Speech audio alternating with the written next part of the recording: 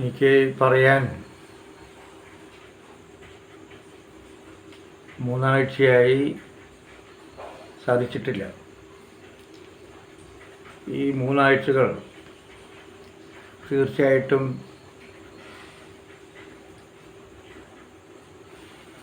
ഒരു സങ്കടക്കടലിൻ്റെ നടുവിൽപ്പെട്ട പോലെയാണ്. വ്യത്യസ്ത മുഹൂർത്തങ്ങൾ അത് അത്തരം വേദനകളുടെ ആഴം കൂട്ടിയിട്ടുണ്ട്. ഇതെല്ലാം ജീവിതത്തിൽ വരുന്ന മുഹൂർത്തങ്ങളാണ്, അതിനകത്ത് ജീവിക്കുകയെ നമുക്ക് മുഹൂർത്തമുള്ളൂ. പക്ഷേ ചില സന്ദർഭങ്ങൾ, ചിലരുടെ വിയോഗങ്ങൾ ഒക്കെ നമ്മളെ പിടിച്ചു കുലുക്കും.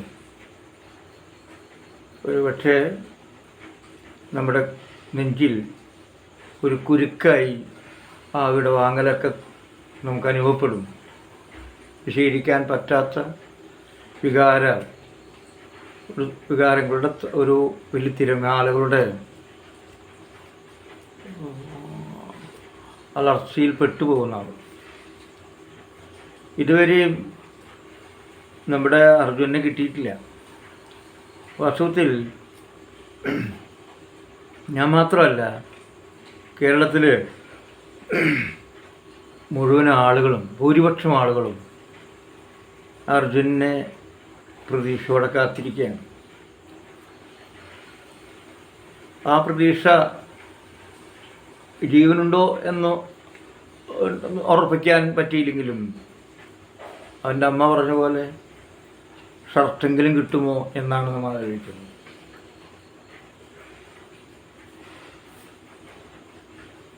ഇത്രത്തോളം കേരളത്തെ പിടിച്ചു കുലുക്കിയ അല്ലെങ്കിൽ ആർദ്രമാക്കിയ ഒരു സംഭവം കാലത്തുണ്ടായിട്ടില്ല എന്ന് എനിക്ക് തോന്നുന്നത്. ഒന്നാമത് അർജുൻ്റെ മുഖം, ആ നിസ്സംഗ മുഖം തീർച്ചയായിട്ടും നമ്മളോട് എന്താ പറയുന്നത് പോലെ തോന്നും. അവരുടെ അമ്മയുടെ സംസാരം,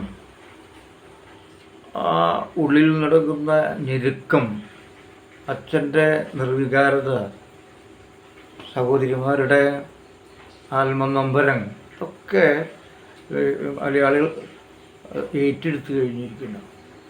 ഒരുപക്ഷെ നമ്മുടെ രക്തബന്ധത്തിൽ അല്ലെങ്കിലും നമുക്ക് ഈ വേദനകളെല്ലാം അനുഭവേദ്യമാകും എന്നും കൂടി കാണിക്കുന്നതാണ്.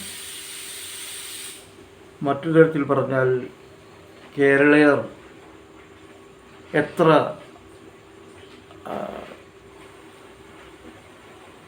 മഹനീയമായ സംസ്കാരം കാത്തു സൂക്ഷിക്കുന്നവരാണെന്ന് തോന്നിപ്പിക്കുകയും അതിൽ അഭിമാനം കൊള്ളുകയും ചെയ്യുന്ന മുഹൂർത്തങ്ങളാണ് പലതും.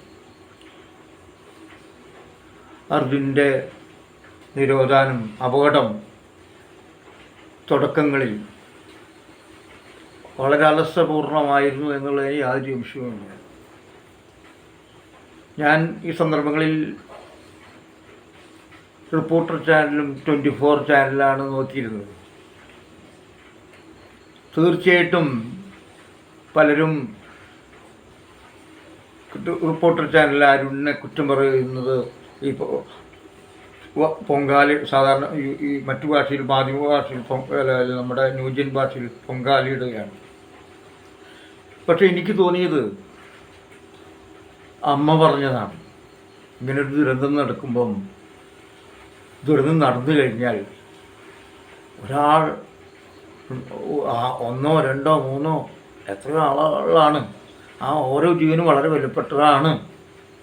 ഡ്രൈവറാവട്ടെ, മന്ത്രിയാവട്ടെ, സിനിമാ നടനാവട്ടെ, നാടകക്കാരനാവട്ടെ, ഭിക്ഷക്കാരനാവട്ടെ, അവൻ ഒരു മനുഷ്യനാണ്. അവന് അവൻ്റെ വീട്ടുകാർക്ക് ഒക്കെ അവർ വേണ്ടപ്പെട്ടവനാണ്. അവനെ കാണാൻ, ജീവിതത്തിൽ തിരിച്ചു വരാൻ അവർ ആഗ്രഹിച്ചു പോകും. അമ്മ പറയുന്നു, ഞങ്ങൾ മക്കൾ, അവൻ എൻ്റെ മകൻ മാത്രമല്ല കൂട്ടുകാരനും അതുപോലെ അവൻ ചിന്തിക്കുന്നത് ഞാൻ മനസ്സിലാക്കുന്നു. അപ്പോൾ ഓരോ ദിവസം കഴിയുന്നവരും അമ്മയുടെയും സംസാരിക്കാത്ത അച്ഛൻ്റെയും മുഖത്ത് നമുക്ക് സാധിക്കും. അതുകൊണ്ട് ആ അന്നത്തെ അല്ലെങ്കിൽ ഒരു എന്താ പറയുക, ഒരു അലംഭാവം, അല്ലെങ്കിൽ അവർക്ക് അറിവില്ലായ്മ, അല്ലെങ്കിൽ അതിൻ്റെ കാര്യക്ഷമതയില്ലായ്മ ഒക്കെ നമ്മളെ അടക്കം പ്രകോപിതരാക്കും. അതിൽ വിഷമത്തോടെ, ദുഃഖത്തോടെ സങ്കടത്തോടെ. അതാണ് എനിക്ക് തോന്നുന്നു അരുൺ ചെയ്തതെന്ന് തോന്നുന്നു. അത് വളരെ നന്നായി തോന്നുന്നു. യെസ് സർ, യെസ് സർ എന്ന് പറഞ്ഞ് നടക്കലല്ല മാധ്യമ പ്രവർത്തനം എന്ന് വളരെ ശക്തമായി പറയാൻ അരുണിനെ കഴിഞ്ഞുള്ളൂ എന്നുള്ളതാണ്. എവിടെ DSP, എവിടെ കളക്ടർ എന്ന് ചോദിക്കാൻ മാധ്യമപ്രവർത്തകരിൽ ഒരു ഇഷ്യൂലുള്ള ഒരാൾ ഉണ്ടായില്ലോ എന്ന് ഞാൻ സന്തോഷിക്കുകയാണ്. അവർ പല കാര്യങ്ങളിലും വിയോജിപ്പുകളുണ്ടാവാം. ഈ കാര്യത്തിൽ അരുൺ മലയാളികളുടെ അഭിമാനമാണ് സംരക്ഷിച്ചതെന്ന്. മലയാളികളുടെ മാത്രമല്ല, ഒരു മനുഷ്യൻ അപകടത്തിൽപ്പെട്ടാൽ അതിൽ ശ്രദ്ധ ചെലുത്തേണ്ട ഭരണകൂടം നിസ്സംഗരായാൽ, നിശബ്ദരായാൽ, അലസത കാണിച്ചാൽ അത് ചൂണ്ടിക്കാണിക്കുകയും തിരുത്തുകയും ചെയ്യുന്നത് ഈ സമൂഹത്തിൻ്റെ ഓരോ പൗരൻ്റെ ചുമതലയാണ്. ആ പൗരൻ്റെ, ശബ്ദമില്ലാത്ത പൗരൻ്റെ നാവായി മാറേണ്ട മാധ്യമപ്രവർത്തകർ അങ്ങനെ ആയി മാറുന്നുണ്ടോ എന്നുള്ളത് വലിയ സംശയമാണ്. അന്ന് അരുൺ ചോദിച്ച ചോദ്യം പലർക്കും ചോദിക്കാൻ പേടിയായിരുന്നു, പ്രത്യേകിച്ച് കർണാടകയിൽ. അയാൾ എന്ത് ചെയ്യും? അതിന് തൊട്ട് ദിവസം മുമ്പാണ് മനാഫ് എന്ന ലോറിയുടമ തൻ്റെ നല്ല ഡ്രൈവർ കൂടിയായിട്ടുള്ള അർജുൻ പോളിനെ കുറിച്ച് സംസാരിക്കുകയും അവർ എത്ര നിഷേധാത്മകമായ നിലപാടുകളാണ്, എത്ര ക്രൂരമായ നിലപാടാണ് സ്വീകരിച്ചത്.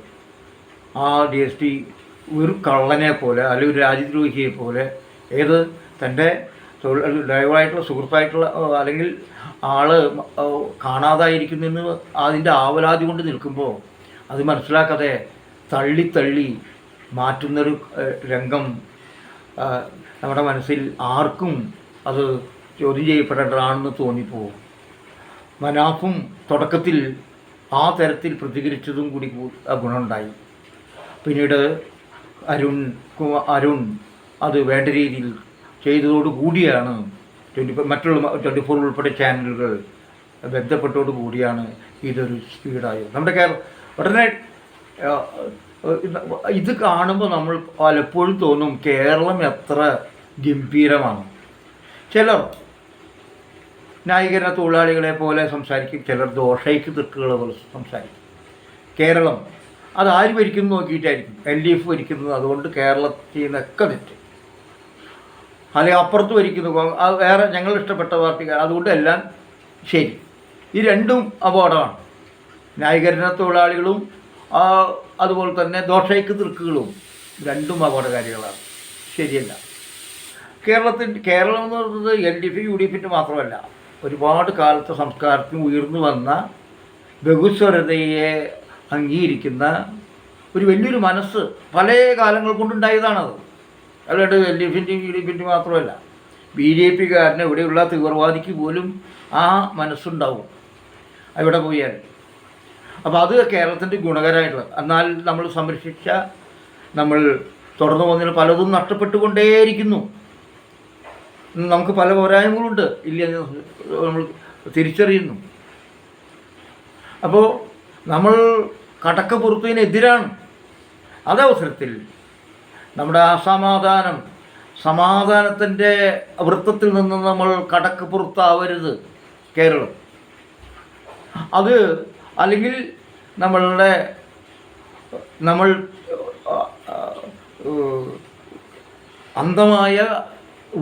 അന്ധമായ വിരോധത്തിൻ്റെ പേരിൽ അന്ധകാരത്തിലേക്ക് പോകാനും പാടില്ല. ഞാൻ പറഞ്ഞു വന്നത് ഈ സന്ദർഭത്തിൽ അരുണിനെ കുറ്റം പറയാൻ സാധിക്കും തോന്നുന്നില്ല. ഇത്രയും സംഭവം നടന്നിട്ട് അവിടെ കാണുമ്പോൾ നമുക്കറിയാം വലിയൊരു മല അങ്ങനെ തന്നെ വന്നിരിക്കുന്നു. വന്നിട്ട് ഭോജനത്തിന് വേണ്ടി അവിടേക്ക് പോയ റോഡിൽ പാർക്ക് ചെയ്ത ആളാണ് അർജുനും. അതുപോലെ അർജുൻ മാത്രമല്ല, ഇതിൻ്റെ ചെറിയ പോരായ്മ എനിക്ക് തോന്നിയത്, നമ്മൾ മലയാളിയെക്കുറിച്ച് മാത്രമാണ് അത് സംസാരിച്ചത്. അത് ശരിയല്ല എന്ന് തോന്നുന്നു. അവിടെ 2 പേരെ ഇനിയും കിട്ടാനുണ്ട്. ഞാൻ കർണാടകത്തിലത്തെ ഏതോ ഒരു ചാനലിൽ കണ്ടപ്പോൾ അവർ അർജുൻ്റെയും കർണാടകത്തിലത്തെ 2 പേരുടെയും ചിത്രസഹിതം കൊടുത്തത്. നമ്മൾ അങ്ങനെ ചെയ്തിട്ടുണ്ടോ എന്നൊരു സംശയമുണ്ട്. അത് ശരിയായ നിലപാടല്ല. എല്ലാവരും മനുഷ്യരാണ്. അത് നമ്മുടെ പോരായ്മയുടെ നമ്മൾ പ്രാദേശികവാദത്തിലേക്ക് ചുരുങ്ങി പോകുന്ന പോലെ തോന്നിപ്പോവും. അത് ശരിയല്ല. ഒരു മനുഷ്യൻ പെട്ടിരിക്കുകയാണ്. അവൻ ഉപജീവനത്തിന് വേണ്ടി പുറപ്പെട്ടു. അതിൻ്റെ ഭാഗമായിട്ട് പ്രകൃതി ദുരന്തം ഉണ്ടായി. ആ പ്രകൃതി ദുരന്തം നമ്മുടെ റോഡ് നിർമ്മാണ ദേശീയ നിർമ്മാണ കമ്പനികൾ വളരെ അലംഭാവത്തോടുകൂടി ചെയ്തു. അതിന് പ്രത്യാഘാതം ഉണ്ടായതിൻ്റെ പരിണിതമായി പലരും മരിച്ചു. ഇത് വാസ്തവത്തിൽ പ്രകൃതി ദുരന്തം തന്നെ, പക്ഷേ വളരെ അശാസ്ത്രീയമായി ചെയ്തിരിക്കുന്നു. അങ്ങനെയുള്ള സംഭവത്തിൽ വളരെ തികച്ച അലംഭാവം കാണിച്ചിരുന്ന സർക്കാർ പ്രതിക്കൂട്ടിൽ തന്നെയാണ്.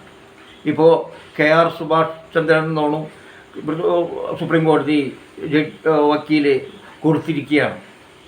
ഇങ്ങനെ നിസ്സാരന്മാരായ ഡ്രൈവറൊന്നോ ഒക്കെ നിസ്സാരന്മാരാണെന്നും അവരുടെ ജീവന് യാതൊരു വിലയിലൊന്നും കരുതുന്ന ഭരണകൂടത്തെ കണ്ണു തുറപ്പിക്കേണ്ടതുണ്ട്. ഇതിന് കൃത്യമായി ദുരന്തങ്ങൾ ഉണ്ടാവും. ആ ദുരന്തത്തിന് അതിജീവിക്കാനുള്ള മാർഗങ്ങൾ സ്വീകരിച്ചേ പറ്റും. നമ്മൾ ചൊവ്വയിൽ ജീവൻ ഉണ്ടാവുമോ എന്ന് അന്വേഷിക്കാൻ നമുക്ക് പോകാനുള്ള കണക്കുകളും അറിയാം. ചന്ദ്രനിൽ വീഴാതെ ഇറങ്ങാനും തിരിച്ചു വരാനും നമുക്കറിയാം. പക്ഷേ ഒരു ഓടയിൽ ഇറങ്ങിയ മനുഷ്യനെ രക്ഷിക്കാൻ ടെക്നോളജി ഇല്ല. ഇതുപോലുള്ള ദുരന്തങ്ങൾ ഒരുപാട് അടിയൊഴുക്കുകൾ ഉണ്ടാവുന്ന 8നും 6നും ഒക്കെ തീവ്രതയുള്ള അടിയൊഴുക്കിൽ എങ്ങനെ അതിജീവിക്കാം നമുക്ക് സാധിക്കുന്നില്ല. ടെക്നോളജി ഉണ്ടാവും. അത് ടെക്നോളജി അല്ലെങ്കിൽ സാങ്കേതിക ജ്ഞാനം ഇത്തരം കാര്യങ്ങളിൽ എങ്ങനെ പ്രയോജനപ്പെടുത്താമെന്നുള്ള കണ്ടുപിടുത്തമാണ്, അന്വേഷണമാണ് യഥാർത്ഥ ശാസ്ത്രലോകം ചെയ്യേണ്ടത്. ഇപ്പോൾ പറയുന്നത് തൃശ്ശൂരിൽ നിന്ന് ആ ഡ്രഡ്ജർ കൊണ്ടുവരുമെന്നാണ്. ഡ്രഡ്ജർ TV കാണാൻ സാധിച്ചു. ഡ്രഡ്ജർ ഉള്ളപ്പോഴാണ് നമ്മുടെ കോൾ നിലങ്ങളുടെ കനാലുകൾ അല്ലെങ്കിൽ അതിനോട് ബന്ധപ്പെട്ട കനാലുകളിൽ ഇപ്പോഴും ചെടികളും തടഞ്ഞു നിന്ന് അവിടെ കൃഷിക്ക് അനുയോജ്യമല്ലാത്ത രീതിയിൽ നടക്കുന്നത്. കരാറുകാർക്ക് ഏൽപ്പിച്ചു കൊടുക്കുകയും അവർ വേണ്ട വിധത്തിൽ ചെയ്യുന്നില്ല എന്നുള്ള പരാതി അവിടെ ഉയരുന്ന സമയത്ത് ഈ ഡ്രഡ്ജറൊക്കെ എടുക്കുന്നുണ്ടെന്നുള്ളതാണ്. ഞങ്ങളിവിടെ ഈ അടുത്ത് ഫിനാൻസ് ഡിപ്പാർട്ട്മെൻറ്റിൻ്റെ ഒരു ഭാഗമായിട്ട് ഞങ്ങൾ ചേർപ്പിൽ കോർപ്പറേഷൻ അവിടെ ബ്ലോക്ക് ഓഫീസിൽ യോഗം കൂടി. അവർ നിങ്ങളോട് ചോദിച്ചു, കർഷകരോട് നിങ്ങൾക്ക് എന്താണ് പ്രശ്നം. ഒരു കോൾ കർഷകൻ പറഞ്ഞാണ് ഞങ്ങളുടെ ഈ കോൾ പാടത്തുള്ള ചാല് അത് ഇറിഗേഷൻ്റെ അല്ല മറ്റേ KLDയുടെ അല്ല അതിൻ്റെ ഇടയിൽ നടത്തുന്ന ചാല് വൃത്തിയാക്കാൻ ടെൻഡർ കൊടുക്കുന്നുണ്ട്. പക്ഷെ വൃത്തിയാക്കില്ല, വെറുതെ 2 ആക്കി പോവും, വീണ്ടും അവിടെ അടയും, വെള്ളമൊഴുക്കില്ല. അതെല്ലാം ഈ പാടശേഖരങ്ങൾ ബാധിക്കും. ഈ ഡ്രഡ്ജൊക്കെ എടുക്കുമ്പോഴാണ്. അപ്പോൾ അതിന് അന്വേഷിക്കാൻ പരാതി എഴുതി കൊടുക്കാൻ തീരുമാനിച്ചിട്ടുണ്ട്. അവർ എഴുതി കൊടുക്കും. അങ്ങനെ കൃത്യമായിട്ട് ജലസേചന വകുപ്പിലത്തെ ആളുകൾ കൃത്യമായിട്ട് നടത്തുന്നുണ്ടെങ്കിൽ അതിനായിട്ട് അന്വേഷിക്കാനും നടപടിയെടുക്കാനും അവർ പറഞ്ഞിട്ടുണ്ടെന്ന് സാമ്പത്തികമായിട്ട് ഞാൻ പറയാം.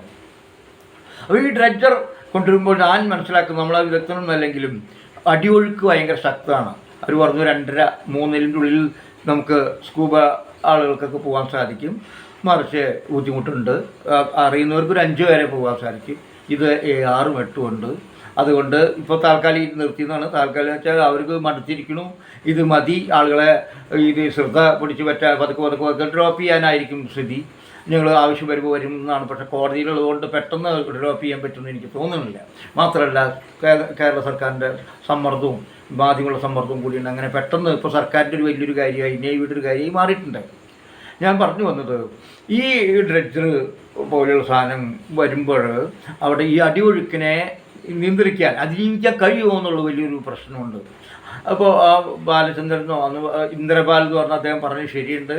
ആ മണ്ണ് മാറ്റുമ്പോൾ പെട്ടെന്ന് ആ മണ്ണ് മാറുന്നിടത്ത് വെള്ളത്തിൻ്റെ അളവ് കൂടാനും ഈ ഡ്രഡ്ജടക്കം ഒഴുകി പോകാനും അപകടമുണ്ടാകാൻ സാധ്യത കൂടുതലാണ്. അതുകൂടി ശ്രദ്ധിക്കേണ്ടതാണ് വാസ്തവത്തിൽ.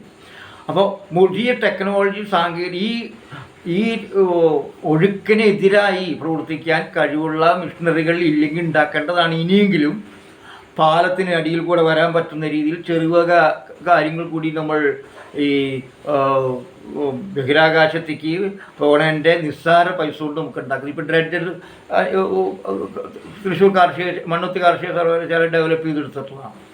അത് കാണുമ്പോൾ നല്ലത്. ഇതുപോലെ ഉണ്ടെങ്കിൽ ഒരുപാട് കോൾപ്പടവുകളത്തെ ഇതൊക്കെ മാറ്റാവുന്നതാണ്. പക്ഷേ മാറ്റി പൂർണ്ണമായിട്ട് കഴിഞ്ഞിട്ടില്ല എന്നുള്ളത് മറ്റൊരു കാര്യമാണ്. അത് കരാർ വ്യവസ്ഥയും ഇതിൽ തട്ടിപ്പിൻ്റെയും മറ്റൊരു രംഗമാണ്. എന്തായാലും അതുപോലെയുള്ള ശക്തിയുള്ള ഡ്രഡ്ജറുകളും ബന്ധപ്പെടുത്തിക്കൊണ്ട് വളരെ സൂക്ഷ്മതയോടെ ചെയ്യേണ്ടതാണെന്നുള്ളത് സത്യമാണ്. ഇപ്പോൾ ഈ അടുത്ത കാലത്ത് കർണാടക ചെയ്തിട്ടുമുണ്ട്, അതിലൊക്കെ ശ്രമം നടത്തിയിട്ടുണ്ടെന്നുള്ളതാണ്. പക്ഷേ ഇതിനൊക്കെ ഇങ്ങനെ ഒഴുക്കും പരിപാടി ഉണ്ടെന്ന് അറിഞ്ഞിട്ടും ഇതൊക്കെ നേരത്തെ കൊണ്ടുവരേണ്ടതല്ലോ. ഘട്ടം ഘട്ടമായിട്ടാണ് ചെയ്യുക. റഡാർ പിന്നെ കൊണ്ടുവന്നു, പിന്നെ ആദ്യം സൈന്യത്തിന് യാതൊരു കാലാൾപ്പട കൊണ്ടിട്ട് എഞ്ചിനീയറിങ് അതിൻ്റെ ബാംഗ്ലൂരിലുള്ള അതിന് കൊണ്ടുവന്നില്ല. അതിലൊക്കെ ഒരു അശാസ്ത്രീയ മാത്രമല്ല, കൃത്യതയില്ലായ്മയല്ല, ഉദാസീനതയല്ല, എന്തൊക്കെയോ ഉള്ള പോലെയാണ്. ഇപ്പോൾ നമ്മൾ എന്ത് ചെയ്യണു? ഇപ്പോൾ കരയിൽ മണ്ണ് മാറ്റി ഇപ്പോൾ കിട്ടിയില്ല, അതോടുകൂടി നമ്മുടെ രഞ്ജിത്ത് ഇസ്രായേലിനുള്ള മേലിൽ പൊങ്കൽ. അതുവരെ അവരെ ഗംഭീരം, ലോകത്തിലെ ഏറ്റവും ഗംഭീരമാണ്. ഇപ്പോൾ ഈശ്വർ മാപ്പയെ കുറിച്ച് പറയുന്നുള്ളൂ. 2 ദിവസം കഴിഞ്ഞ് അയാളെ തള്ളി പറയും നമ്മൾ. അയാൾ ആ രഞ്ജിത്തിനെ കുറിച്ചിട്ടപ്പോൾ ഇപ്പോൾ വിനു ജോൺ പോലെയുള്ള ഏഷ്യനെറ്റിനെ പോലുള്ള തള്ളി പറയുകയാണ്. അവരുടെ പേരിൽ കുറ്റമല്ല അധികം പറയുന്നത്, ഈ പാവം മനുഷ്യനെ കുറ്റം പറയണം. അയാളാണ് വഴിതിരിച്ചു വിട്ട്. ഇവർ വഴിതിരിച്ചു വിട്ടാൽ കേൾക്കേണ്ടവരാണോ ഈ ഇത്ര ഉയർന്ന ഉദ്യോഗസ്ഥന്മാർ? ഇതിൻ്റെ ആഴവും പരിപാടി അറിയുന്ന ചില അധികാരികൾ, അതിൻ്റെ മന്ത്രിമാർ, സർക്കാർ ഇങ്ങനെയാണോ പെരുമാറേണ്ടത്? രഞ്ജിത്ത് ഇസ്രായേലിൻ്റെ ദോഷമാണ്. അദ്ദേഹം ഇങ്ങനെയുള്ള കാര്യങ്ങളിൽ പരിശീലനം നേടിയിട്ടുണ്ട്, പലവിധ കാര്യങ്ങൾ പോയിട്ടുണ്ട്. നിഷ്കാമമായി പ്രവർത്തിച്ച ആളാണ്. അവിടെ എത്തി ഒരു സഞ്ചി കൊണ്ടുവന്നു. ആ സഞ്ചി കൊണ്ട് അദ്ദേഹം ആ മലമുകളിൽ കയറി എപ്പോൾ ഇടിഞ്ഞു വീഴാം. പക്ഷെ അദ്ദേഹം പറഞ്ഞു ഇതിൻ്റെ അടിയിലുണ്ടാകാൻ സാധ്യതയുണ്ട്.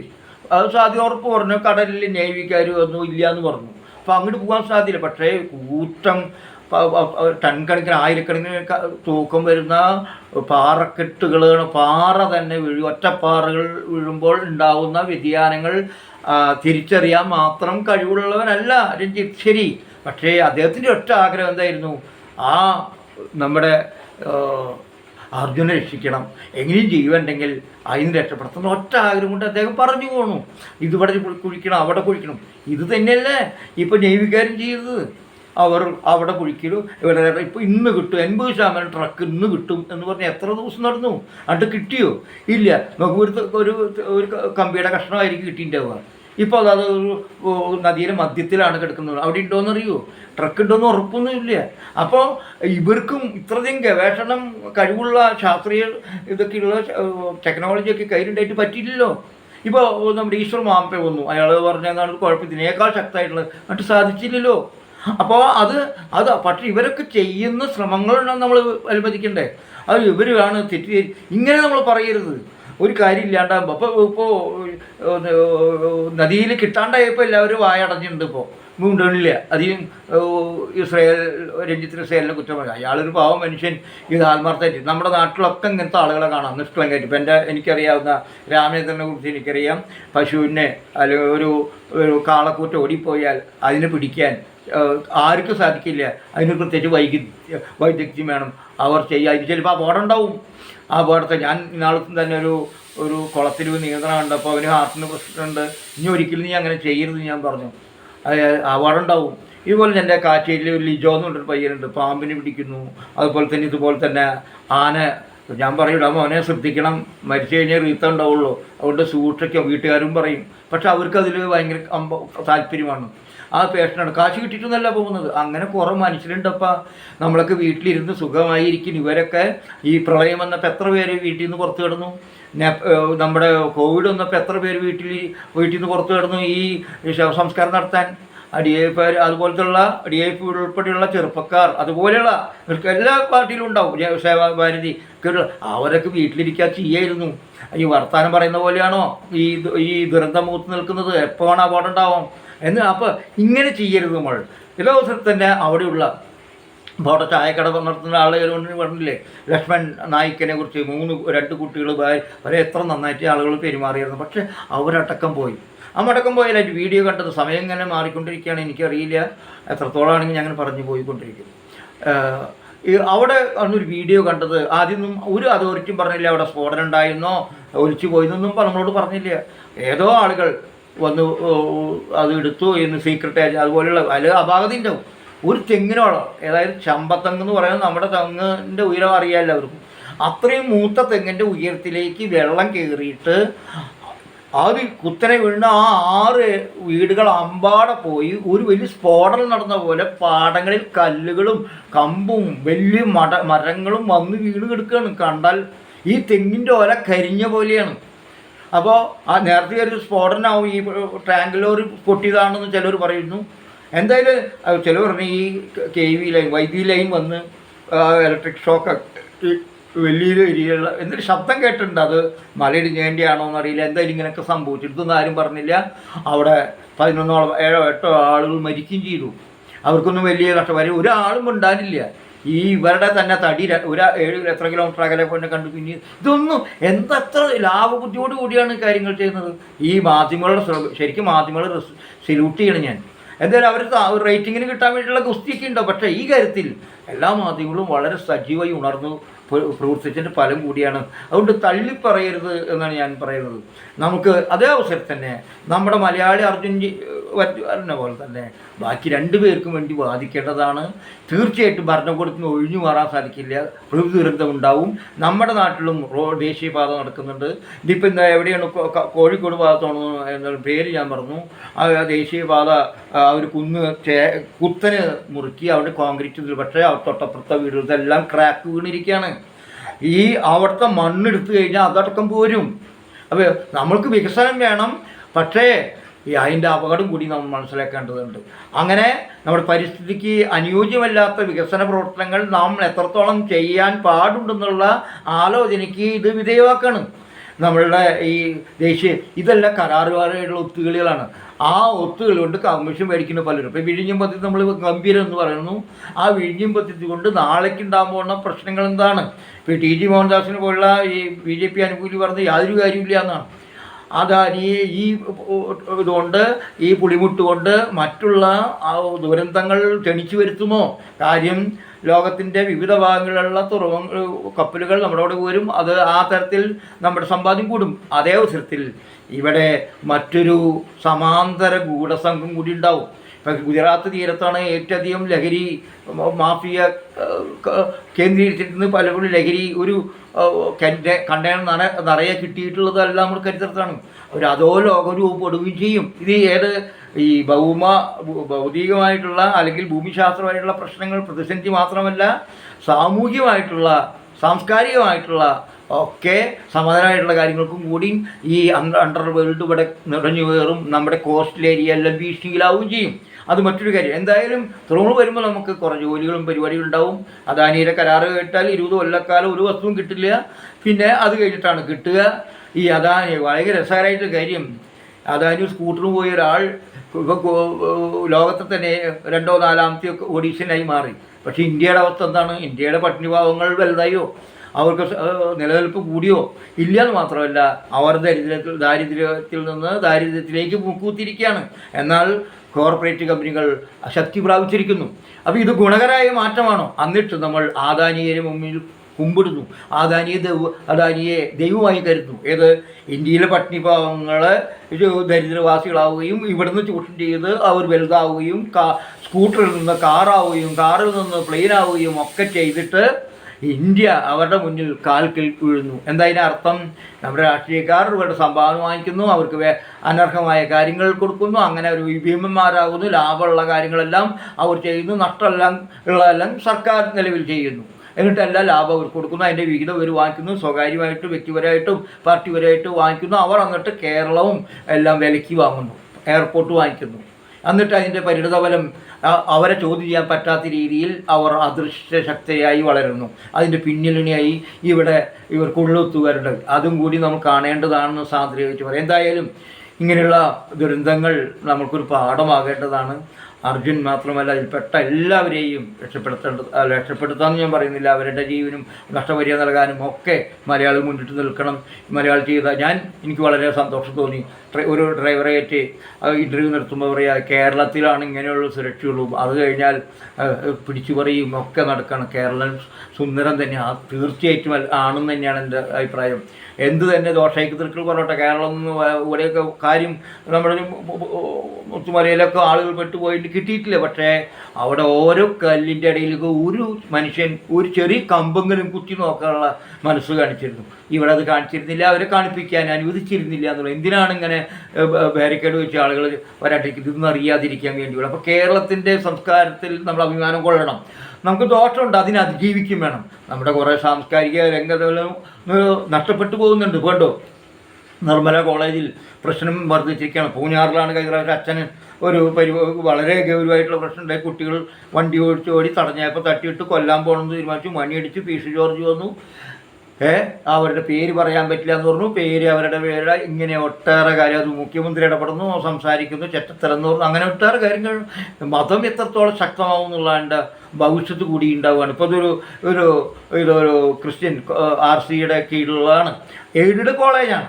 അവിടെ നിസ്കരിക്കാൻ സ്ഥലം വേണമെന്നാണ്. ചിലവർ നിസ്കരിക്കാൻ സ്ഥലം കൊടുത്താൽ പിന്നെ അവിടെ മോസ്ക് വരും, അനങ്ങാൻ പറ്റില്ല. ഏതൊരു പോസ്റ്റ് പറയുന്നു, ഒരു റൂമിൽ ഒരാൾക്ക് നിസ്കരിക്കാൻ സമയം കൊടുത്തു, ആദ്യം നിശബ്ദയിൽ, പിന്നെ സംസ്കരിക്കുമ്പോൾ മിണ്ടാൻ പാടില്ല എന്ന അവസ്ഥ വന്നു. അവർക്ക് പേടിപ്പെടുത്തുന്നില്ല. അവസാനം അവരെല്ലാം ഒത്തുകൂടി അത് പറ്റില്ല, നീ മുകളിൽ പോയി ഡ്രസ്സ് ചെയ്ത് നിസ്കരിച്ചോളും. ഇങ്ങനെ ദൈവത്തിൻ്റെ കാര്യത്തിൽ സംഭവിക്കുന്ന ഈ സംഗതി. അപ്പോൾ ഇവർ ചോദിക്കുന്നത് ഇവിടെ നിസ്കരിക്കാൻ പോലെ ഫറൂഖ് കോളേജിൽ സാധിക്കുമോ, അല്ലെങ്കിൽ MES കോളേജിൽ സാധിക്കുമോ, അതെന്തായാലും പറ്റില്ലേ എന്നുള്ള ചോദ്യങ്ങളായി. അവിടെ ഹിന്ദുക്കളും ക്രിസ്ത്യാനികളും ഒന്നിക്കണമെന്നായി, ക്രിസ്ത്യൻകളുടെ വരവായി, അതുപോലെ ജമാഅത്തിസ്റ്റും പല സുഡാപ്പികളും എന്നൊക്കെ പറയുന്ന ആളുകളുടെ വരവായി. ഒരു വീഡിയോ തന്നെ ഒരു മുസ്ലിം സുഹൃത്ത് തന്നെ ഇതിനെ അതിശക്തമായി എതിർക്കുന്നുണ്ട്. അയാളേക്ക് ഈ കോളേജിൽ കുട്ടി വിളിക്കുകയാണ്, ചേട്ടൻ ഞങ്ങൾക്ക് എതിരായിട്ട് വീഡിയോ ചെയ്തല്ലോ, എന്നിട്ട് ചോദ്യങ്ങൾ ചോദിക്കുകയാണ്. ആ ചോദ്യങ്ങൾ കുറേ കഴിയുമ്പോൾ നിങ്ങൾ മുസ്ലിം അല്ലാതെ നിങ്ങൾക്ക് അനിയത്തിയല്ലേ, അവർ ഇങ്ങനെ ചെയ്താൽ എന്താ അങ്ങനെ ചെയ്യുക? അപ്പോൾ അവൾ പറഞ്ഞു, എൻ്റെ അനിയത്തി ചേച്ചിയൊക്കെ PG കഴിച്ചവരാണ്, ഞങ്ങൾ പഠിക്കാനാണ് പോയത്, ഞങ്ങൾക്കൊരു പ്രശ്നവുമില്ല. അത് കഴിഞ്ഞപ്പോൾ ചീത്ത പറയാൻ തുടങ്ങി. കണ്ടോ, ഇങ്ങനെയാണ് ചീത്ത പറയാനും ഭീഷണിപ്പെടുത്താനും തുടങ്ങി. പിന്നെ അവസാനം അപ്പോൾ ഇവരുടെ മനസ്സിലിരിപ്പോൾ ഇതാണ്. ഇവരോട് ചോദിക്കുന്ന ചോദ്യം ഇതാണ്, നിങ്ങളുടെ പള്ളിയിൽ, സുന്നി പോലെയുള്ള പള്ളികളിൽ മുസ്ലിം സ്ത്രീകൾക്ക് പ്രാർത്ഥിക്കാനുള്ള അവകാശമില്ല, അതാദ്യം നടപ്പാക്കൂ എന്നാരെങ്കിലും പറഞ്ഞാൽ അത് ഇസ്ലാമോഫോബിയായിട്ട് പറയാൻ സാധിക്കില്ല. ഈ നമ്മുടെ രാഷ്ട്രീയക്കാർ വോട്ടിന് വേണ്ടിയിട്ടാണ് ഇതെല്ലാം മറച്ചു വയ്ക്കുന്നത്. അത് ചെയ്യല്ല. ഒരു സ്ത്രീകൾക്ക് മുസ്ലിമുകൾക്ക് പള്ളി പോകണം, അവർക്ക് തട്ടല്ലാണ്ട് നടക്കാൻ പറ്റണം, സ്റ്റേജിൽ വന്ന് കയറി സമ്മാനം മേടിക്കാൻ പറ്റണം. ഇതിനും കൂടി വാദിക്കാൻ ധൈര്യം ഉണ്ടാവണം എല്ലാ പാർട്ടിക്കാർക്കും. വോട്ട് മാത്രം നോക്കുമ്പോൾ ഈ വോട്ടിൻ്റെ കാലത്ത് തിരിച്ചടിയും കൂടി വരാൻ പോവുകയാണ്. അനുഭവത്തിൽ നിന്ന് പഠിക്കേണ്ടതാണ്. അപ്പോൾ ഇവിടെ നിർമ്മല കോളേജിൽ അവർ ചെയ്ത അതിന് SFIയും കൂടി MSും കൂടി ഒരുമിച്ച് കൂടി വോട്ടിൻ്റെ സംഘടന താല്പര്യമായിരിക്കാം. ഒരു കുട്ടിക്ക്, ആ കുട്ടി പറഞ്ഞ ഒരു കുട്ടിയുടെ കടലാസ് കിടക്കുന്നിടത്തല്ല ഞങ്ങൾ നിസ്കരിച്ച, എന്താ ശരിയാണ്. അവിടെ 10 പേര് പിന്നെ കൂടും, അതിൽ പിന്നെ ആരും വരാൻ പറ്റില്ല. അത് ഇതേപോലെ ഓരോ കോളേജിലും പള്ളിയുടെയും അമ്പലത്തിൻ്റെയും എല്ലാം വരും. എന്നാൽ ഇതേ അവസരത്തിൽ തന്നെ ഫറൂഖ് കോളേജിലും മുസ്ലിം സ്വാധീനത്തിലുള്ള മാനുവലിലും സ്വാധീനമില്ല, സാഹചര്യമില്ല, അത് വലിയ ഭൂകമ്പാവും ചെയ്യുമെന്ന് പറയുന്നു. സത്യത്തിൽ പറഞ്ഞത് തെറ്റാണ്. എയ്ഡഡ് കോളേജ്, സർക്കാർ കൊടുക്കുന്ന പൈസ കൊടുക്കുന്ന കോളേജുകളിലൊന്നും ഇങ്ങനെ മതപരമായ കാര്യങ്ങൾക്ക് കൊടുക്കാൻ പാടില്ലാത്തതാണ് വസ്തു. സർക്കാരിൻ്റെ പൈസയാണ്, വിദ്യാഭ്യാസമാണ്. വിദ്യാർത്ഥി ചെറിയ കുട്ടികൾ മുതൽ വലിയ കുട്ടികൾ വരെയാണ്. അവരുടെ മനസ്സിൽ, തലച്ചോറിൽ ഈ വിദ്യാലയത്തിൽ നിങ്ങൾക്ക് ഡിസ്ക്രിമിനേഷൻ ഉണ്ടാക്കരുത്. അവിടെ അവർ സ്വതന്ത്രമായി ജീവിക്കട്ടെ, എന്നിട്ട് അവർ വീടുകളിലോ അവരുടെ ഏത് ജാതിയോ മതം സ്വീകരിക്കട്ടെ. അതാണ് വേണ്ടത്. ശരിക്കും പറഞ്ഞാൽ ഈ മതസ്ഥാപനം എയ്ഡഡ് കൊടുക്കുന്ന സ്ഥാപനത്തിൽ അധ്യാപകരെ നിയമിക്കേണ്ട സർക്കാരായിരിക്കണം. എയ്ഡഡ് കൊടുക്കുന്ന സ്ഥലത്ത് ഒരിക്കലും മതപരമായ കാര്യങ്ങൾക്കോ മറ്റൊരു കാര്യങ്ങൾക്കും ചെയ്യാൻ പാടില്ല. രാഷ്ട്രീയ കാര്യങ്ങളും ഇടിമുറി ഉണ്ടാക്കാൻ പാടില്ല. CPM-ൻ്റെയോ കോൺഗ്രസിൻ്റെയോ ഒക്കെ മുറികളുണ്ടാക്കാം. അതെല്ലാം അവരുടെ ആശയ പ്രകാശനത്തിന് സമയം കൊടുക്കണം. മറിച്ച് അതിൻ്റെ കോളേജ് അതിന് വേണ്ടി അവിടെ എല്ലാവരും തുല്യരായിരിക്കണം. SFI കൊണ്ട് MSമാർ പ്രവർത്തിപ്പിക്കാൻ പറ്റില്ല, KSകാരെ പ്രവർത്തിക്കാൻ പറ്റില്ല, KSകാർ ഭൂരിപക്ഷമുള്ളടത്ത് SFIക്കാർ പ്രവർത്തിപ്പിക്കാൻ പറ്റില്ല, ABPകാരുള്ളടത്ത് SFI. ഇങ്ങനെ പാടില്ലാത്തത് അതെല്ലാം നിയമം മൂലം കർശനാക്കണം. ഏത് വ്യക്തിക്കും എവിടെയും സംഘടനാ പ്രവർത്തനം നടത്താനും പ്രകടനം നടത്താനും ഒക്കെ കഴിയണം. അതിന് ആരും ചോദ്യം ചെയ്യാൻ പറ്റാത്തുള്ള രീതിയിലേക്ക് വരണം. ഇവിടെ രാഷ്ട്രീയം, വോട്ടിന് വേണ്ടി ചെയ്യുന്ന പരിപാടി. അപ്പോൾ അത്തരം തരത്തിലുള്ള മാലിന്യങ്ങൾ കൂടി വരുന്നു, അപകടം ഉണ്ടാകുന്നു. ഇത് വലിയൊരു ചർച്ചയിലേക്കും മറ്റും എത്രയും വേഗം SFIക്കാരാണിത് കൂടെ പറഞ്ഞു, പാർഷോ പറഞ്ഞു, അല്ല ഞങ്ങൾ അങ്ങനെയൊന്നും ചെയ്യുന്നില്ല. കാരണം അവിടെ കോഴിക്കോട് തന്നെ ഏതോ ഒരു school Hindu management school Ganapathi ഹോമം നടത്തി. സ്കൂൾ കഴിഞ്ഞിട്ടാണെന്നാണ് ഞാൻ മനസ്സിലാക്കുന്നത്. ഗണപതി നടത്തിയതിന് എന്തെല്ലാം പുകലുണ്ടായി, അടിച്ചമർത്തി അടിച്ചോടിപ്പിക്കുകയൊക്കെ ചെയ്തു, കേസ് എടുക്കുകയും ചെയ്തു. അതേ ആറ്റിറ്റ്യൂഡ് ഇവിടെ നടത്തിയില്ല. ഇവിടെ നിർമ്മല കോളേജിൽ ഇത് ഒരു മതപര കാര്യത്തിൽ എന്തിനാണ് സഭ ഇടപെടുന്നത്? സ്വാതന്ത്ര്യ ജനാധിപത്യ സോഷ്യലിസം ഇതിൽ ബന്ധപ്പെട്ടിട്ടുണ്ടാവുന്ന കാര്യമാണ്. വേറെ വിവരക്കേടായിട്ട് ഇതിൻ്റെ രാഷ്ട്രീയ നേതൃത്വം കുട്ടികളെ കുട്ടിച്ചോറ് മാന്തുകയാണ്. വാസ്തവത്തിൽ SFI ആയിട്ടുള്ള കുട്ടികൾ സ്വാതന്ത്ര്യ ജനാധിപത്യ സോഷ്യലിസത്തിൽ അടിയുറച്ചു നിൽക്കൂ, അല്ലാതെ ഈ വിവരക്കേട്ട് കൂടെ നിൽക്കരുത്. അത് കൂടുതൽ അപകടമുണ്ടാവും, കേരളം നശിക്കും. അങ്ങനെ നമ്മുടെ ഒരു ഭാഗത്ത് ഇങ്ങനെ നശിച്ചുകൊണ്ടിരിക്കുന്ന ഇടയിലും നമുക്ക് അഭിമാനിക്കാൻ വകയുണ്ടെന്നാണ് ഇത് കാണിക്കുന്നത്. പലപ്പോഴും നമ്മുടെ ചുറ്റുപാടുകളിലൊക്കെ വൃക്കമാറ്റുക ശസ്ത്രക്രിയ, ഹൃദയമാറ്റുക ശസ്ത്രക്രിയ കാണാം. കാര്യം അവിടെ പറ്റിക്കൽസ് നടക്കുന്നുണ്ട്, ഹോസ്പിറ്റലിൽ നടക്കും. പക്ഷേ എൻ്റെ മുമ്പിൽ ഒരു എനിക്കറിയുന്ന ഒരു കിഡ്നി മാറ്റി നടത്തിയിട്ട് ഒരു 15 വർഷമോ 10-15 വർഷമായി ഇപ്പോഴും അവൻ്റെ വീട് കുടുംബമൊക്കെ നോക്കി ഡ്രൈവർ പണിയൊക്കെ ചെയ്ത് നടക്കുന്നുണ്ട്. അന്ന് ചെയ്തില്ലേ അവൻ മരിച്ചു പോയേനെ. അപ്പോൾ അത് കേരളത്തിൻ്റെ ഒരു സുഹൃതം തന്നെയാണ്. അങ്ങനെ കേരളത്തിന് കുറേ കാര്യങ്ങളുണ്ട്. അതിൽ നമ്മൾ അഭിമാനം കൊള്ളാതെ നഷ്ടപ്പെടാതിരിക്കാനും നമ്മൾ ലഭിച്ച ഈ മതസൗഹാർദ്ദമൊക്കെ നഷ്ടപ്പെടാതിരിക്കാൻ നമ്മൾ അഹോരാത്രം പണിയെടുക്കുന്ന രാഷ്ട്രീയ വ്യത്യാസങ്ങൾ ഉണ്ടെങ്കിൽ തന്നെ ഇവിടെയുള്ള കടുത്ത ഭ്രാന്തന്മാരാവില്ല RSSകാരനടക്കം കേരളത്തിലത്തെ അവർക്കൊരു മൂല്യബോധം ഉണ്ടാവും. അങ്ങനെ അവർ തമ്മിത്തരം ഹിന്ദുക്കൾ അവിടെ മുസ്ലിങ്ങളെ കൊല്ലണ പോലെ ഇവിടെ നമ്മൾ ചെയ്യാൻ അനുവദിക്കില്ല. പല ഒറ്റപ്പെട്ട സംഭവങ്ങളില്ലാന്നല്ല ഞാൻ പറഞ്ഞത്. പക്ഷേ തനി ഭ്രാന്തന്മാരെ പോലെ ചെയ്യില്ല കേരളത്തിലത്തെ ആളുകൾ, സാധിക്കില്ല. അത്രത്തോളം മണ്ണിൽ വേരൂന്നിൻ്റെ നവോത്ഥാന മൂല്യങ്ങൾ. പക്ഷേ നവോത്ഥാന മൂല്യങ്ങൾ നഷ്ടപ്പെടുത്തിയില്ല നമുക്ക് ഉത്തരവാദിത്തമുണ്ട്. ഞാൻ സമയം അങ്ങനെ കൂടിക്കൊണ്ടിരിക്കുകയാണ്. ഞാൻ അതിലേക്ക് പോകുന്നു. അപ്പം ഇത് നമ്മുടെ എപ്പോഴും ആ അവസ്ഥ പറയുമ്പോഴൊക്കെ ഞാൻ വളരെ സന്തോഷവാനാണ്, അഭിമാനം കൊള്ളും. ഇങ്ങനെയെങ്കിലും അഭിമാനം കൊണ്ടില്ലെങ്കിൽ നമ്മൾക്ക് മരിച്ചു പോകാൻ തോന്നിപ്പോവും. ഇങ്ങനെയുള്ള സാധനങ്ങൾ കേരളത്തിലുണ്ടല്ലോ. എല്ലാവരും കണ്ടില്ലേ ഫേസ്ബുക്കിൽ ഓരോ അമ്മമാർ പ്രാർത്ഥിക്കണേ, ഏതോ കാവിപ്പെടാതുകൊണ്ടൊരു കൈനോട്ടക്കാരൻ്റെ അടുത്തോ അല്ലെങ്കിൽ ജോസിൻ്റെ അടുത്ത് ഒരു കുട്ടി പറയുന്നു, ഒരു അമ്മച്ചി പറയുന്നു, മോനെ നിങ്ങൾ ഒന്ന് നോക്കുമോ, ഒന്ന് അതിനുവേണ്ടി പ്രാർത്ഥിക്കണം, അർജുനന് വേണ്ടി. എൻ്റെ ആരുമല്ല, പക്ഷേ അവൻ്റെ മുഖം എൻ്റെ മനസ്സിലേക്ക് വേണ്ടി എനിക്ക് ഉറങ്ങാൻ പറ്റുന്നു. ഇതെല്ലാം നമുക്കൊക്കെ അനുഭവപ്പെട്ട ആളുകളാണ്. ഞാനടക്കം കാലത്ത് എനിക്ക് ഈ വാർത്ത കേൾക്കാണ്. എൻ്റെ ശ്രീമതി അടക്കം രാത്രി കേൾക്കുമ്പോഴും അവനെന്ത് പറ്റി, നമ്മുടെ ആരുമല്ല എങ്കിൽ പോലും നമ്മുടെ ആരോ ആണ് എന്നുള്ളൂ ചാലിച്ച്. ഇത് നമുക്ക് ഇത് മനുഷ്യന് സാധിക്കുന്നതാണ്, തെളിയിക്കുകയാണ്. നിങ്ങളുടെ കൂടപ്പിറപ്പൊന്നും ആവണ്ട, തന്നെത്താൻ വേറെ ആൾ. അതാണ് നിങ്ങൾക്ക് നഷ്ടപ്പെടാൻ ചങ്കലങ്ങൾ മാത്രം എന്ന് നമ്മൾ പറയുന്നത്. നിങ്ങൾക്ക് നഷ്ടപ്പെടാൻ ചങ്കല മാത്രമാണ്, കിട്ടാനുള്ളത് പുതിയ ലോകം നിന്ന് വരും. നമുക്ക് നമ്മുടെ ഈ പ്രയാസങ്ങളിൽ പങ്കുചേരുമ്പോൾ നമ്മളെല്ലാം അതിനു വേണ്ടി ശ്രമിക്കും തന്നെയാണ്. ഇതേ അവസരത്തിൽ അപ്പോൾ ഇവിടെ നമ്മുടെ അരുൺകുമാർ അവസാനം ചോദിക്കുന്ന 12-13 ചോദ്യങ്ങൾ വളരെ പ്രസക്തമാണ്. എന്തുകൊണ്ട് നിങ്ങൾ ആദ്യം കൊണ്ടുപോകുന്നില്ല? എന്തുകൊണ്ട് സൈന്യത്തെ നിങ്ങൾ എന്തിനു കൊണ്ടുപോകുന്നില്ല? എന്തുകൊണ്ട് നിങ്ങൾ ഈ 16-ാം തീയതി അറിഞ്ഞ കാര്യം 19-ാം തീയതിയാണ് പരാതി കിട്ടിയെന്ന് പറഞ്ഞു, എന്തുകൊണ്ട് അവരുടെ വീട്ടുകാരെ കടത്തി വിടുന്നില്ല?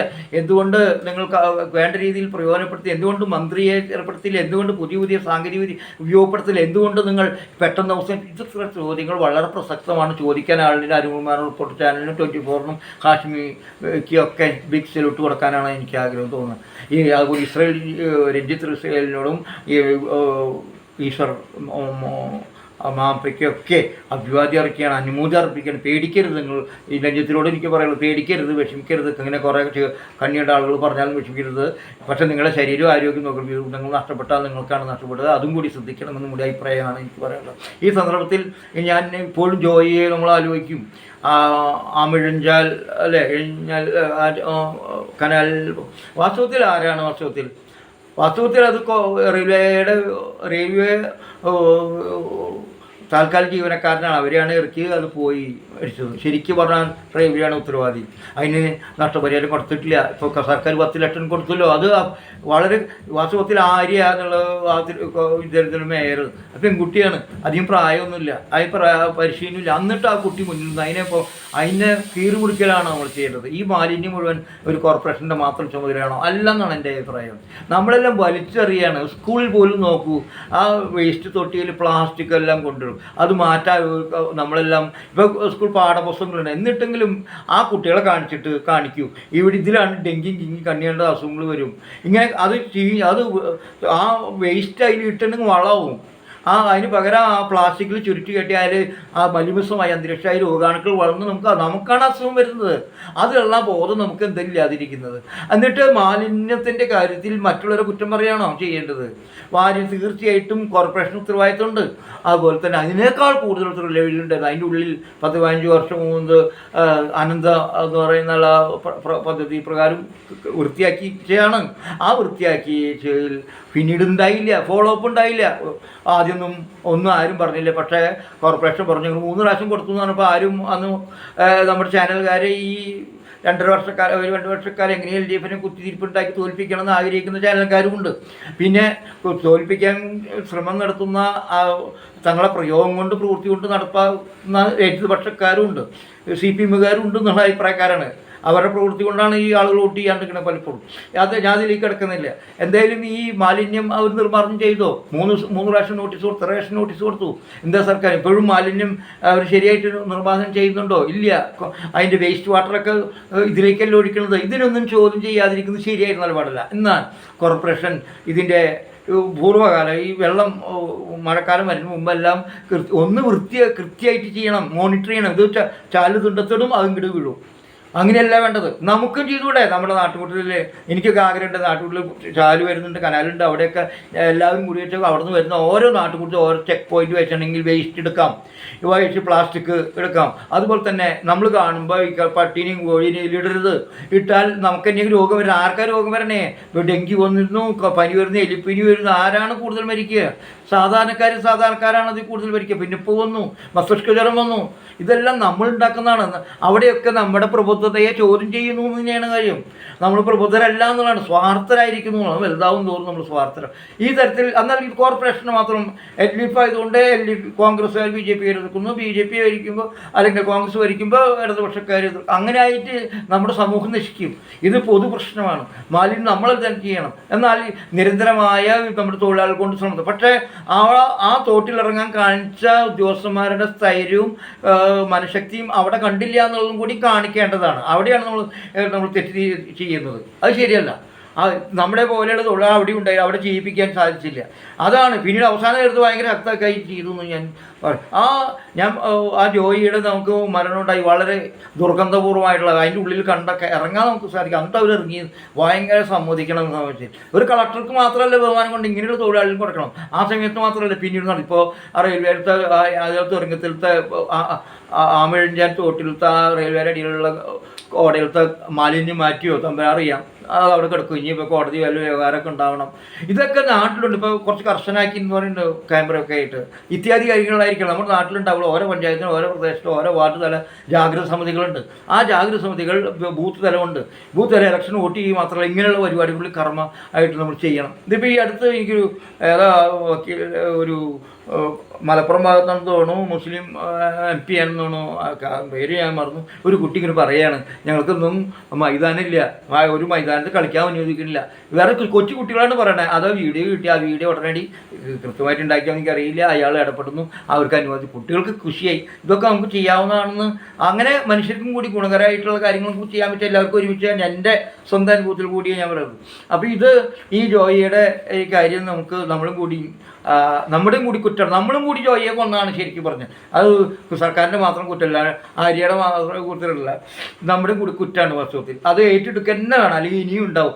നമ്മുടെ നോട്ടുള്ള വീട്ടിൽ നോക്കും നിങ്ങൾ, ഓരോ പശു ഈ പട്ടീനൊക്കെ ഇട്ടിട്ട് ചീഞ്ഞു നാറാണ്. അത് കുഴിച്ചിട്ടിന് വളവും ചീഞ്ഞു നാറി ഈച്ചക്കിട്ട് പൊതിയും. ആ പൊതിഞ്ഞ് ഈച്ച നമ്മുടെ വീട്ടിൽ ഭക്ഷണ സാധനത്തിലിരിക്കും. ആരും എതിർക്കാൻ പറ്റില്ല. കൊതു വന്ന് കുത്തും. നിങ്ങൾ എൻ്റെ വീട്ടിലേക്ക് കൊതു എന്ന് വരണ്ടിരിക്കുന്നു എന്ന് പറഞ്ഞാൽ എനിക്ക് രക്ഷയില്ല. അത് ചെയ്യും. അത് നമ്മുടെ വീട്ടിൽ തന്നെയാണ് വരിക. ഏറ്റവും സാധാരണ വീട്ടിലാണ്. മറ്റോടത്തൊക്കെ കൊതുവല നെറ്റൊക്കെ അടിച്ച് സുന്ദര കുട്ടപ്പാറാക്കിയിട്ടും ഇവർക്ക് ഉണ്ടാവില്ല. ഇതൊക്കെയാണ് നമ്മൾ ബോധ്യപൂർവ്വം ചെയ്യേണ്ട. വിദ്യാഭ്യാസം നമുക്ക് കിട്ടിയിട്ടില്ല. ഞാൻ മനസ്സിലാക്കിയത് ജോയിയുടെ വീട് സന്ദർശിച്ചു. VIP ഗവർണർ എല്ലാവരും. ഏത് വീട്ടിലേക്കാണ് പോയതെന്നറിയോ? ചേട്ടൻ്റെ വീട്ടിലേക്കാണ്, അല്ല സഹോദരൻ്റെ വീട്ടിലേക്ക്. ഇവരുടെ വീട് കണ്ടുണ്ടോ? ഒരു ചാനൽ കാണിച്ചു തന്നു.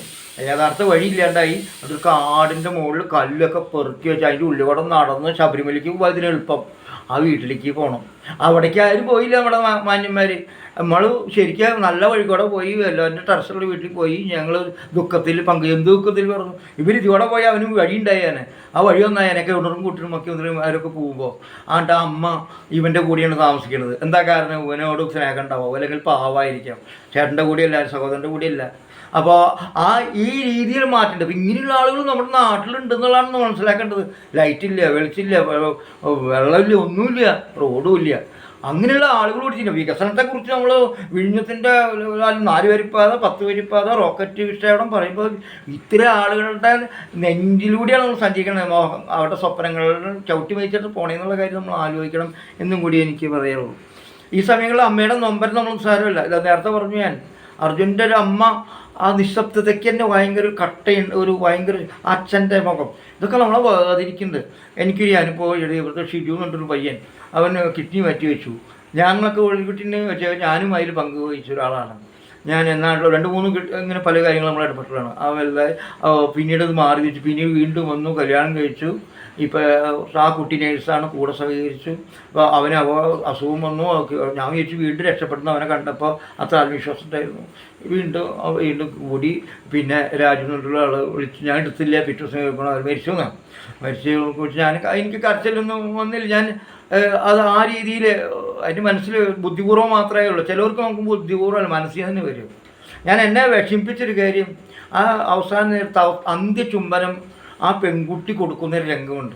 1, 2, 3 പ്രാവശ്യമല്ല, നിരവധി തവണ അവൾ ചുംബിക്കും, തിരിച്ചു കൊണ്ടിരിക്കും. ഭ്രാന്തിയെ പോലും ഓടി ചെന്ന് ശിശുവേട്ട എന്ന് വിളിക്കുന്ന ഒരു രംഗം വാസ്തവത്തിൽ നമുക്ക് നമ്മുടെ കൂടെ ഒരാൾ ഇനി തീർച്ചയായിട്ടും തിരിച്ചു വരില്ല എന്ന് വരുമ്പോഴാണ് നമുക്ക് അതിൻ്റെ ആവലാതി ആദ്യമൊക്കെ കൂടുക.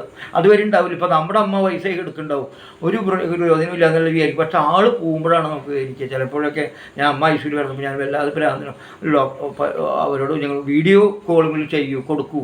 എന്താ വെച്ചാൽ ജീവിതത്തിൽ 19 വർഷമായിട്ട് ആശുപത്രി പോകാത്ത ആളുകളാണ്. ആ അമ്മ വന്ന് തിരിച്ചു വന്നപ്പോൾ പറയാം, ഞാൻ ജീവിക്കുന്നത് വിചാരിച്ചിട്ടില്ല. എൻ്റെ തൊട്ടപ്പുറത്താൾ ഓരോ ദിവസവും മരിക്കുകയായിരുന്നു. ഭാഗ്യവശാൽ അവിടെയുള്ള സിസ്റ്റേഴ്സ് നല്ല ടീച്ചറെ പേടിക്കണ്ടെന്ന് പറഞ്ഞ കാരണമാണ്. അല്ലെങ്കിൽ ഞാൻ അത് മരിച്ചു പോയി. ഞാൻ പേടിച്ചിട്ട് എനിക്ക് കോവിഡ് കാരണം മക്കളെയും കാണാൻ പറ്റാണ്ട് മരിക്കലും പേടിച്ചിട്ട് മരിച്ചാൽ അങ്ങനെ മരിക്കുന്നവരുണ്ട്. ഞാൻ പറഞ്ഞത് നമ്മൾ ഇങ്ങനെ ആളുകളുടെ ചില മുഹൂർത്തങ്ങൾ കാണുമ്പോൾ നമുക്ക് പ്രയാസം. ഇപ്പോൾ കണ്ടില്ലേ, ഡൽഹിയിൽ IAS പഠിക്കാൻ പോയ കുട്ടി, അവൻ എന്ത് മിട്ടക്കാരാണെന്ന് നോക്കൂ. ഇവിടെ ബാംഗ്ലൂരിൽ നിന്ന് പഠിച്ച് PG എടുത്തു, JNUവിൽ പോയി MPhil എടുത്തു, PhD എടുത്തു.